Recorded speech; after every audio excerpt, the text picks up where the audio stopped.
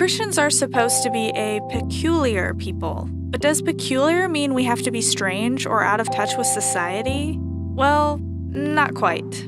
This is a common misconception that comes from a phrase in the King James Version of the Bible, whose English meaning has been lost to us.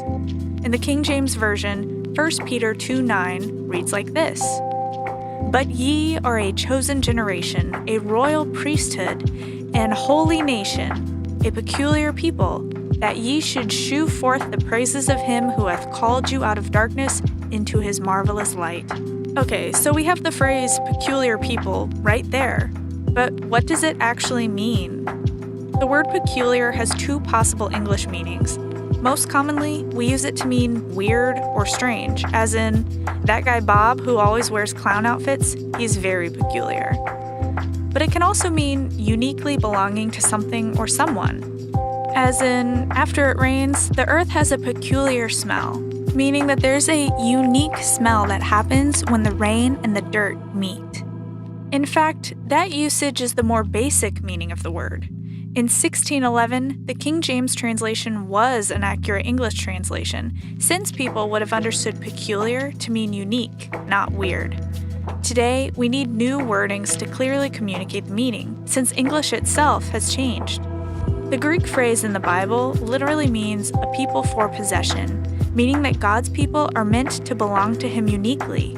This is why most modern translations say something like, "You are royal priests, a holy nation, God's very own possession." Interestingly, Peter in this passage is actually paraphrasing Exodus 18:4-6, where God says that Israel is His unique, treasured possession.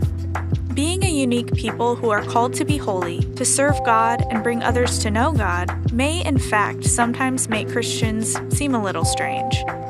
Christians will often make countercultural choices, uphold specific ethics, or take risks when others might be cautious or afraid. But being God's people does not mean going out of our way to be weird or out of touch with the norms and expectations of our society.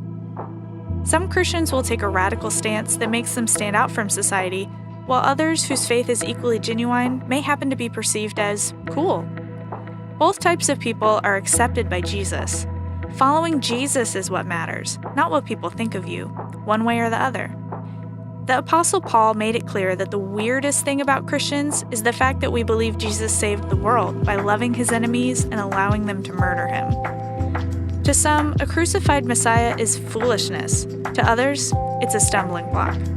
But this strange and sometimes ghastly teaching is the truth that ultimately sets Christians apart. Believing in the life, death, and resurrection of Jesus, and following Him with our whole heart, is what makes us who we are, a peculiar people.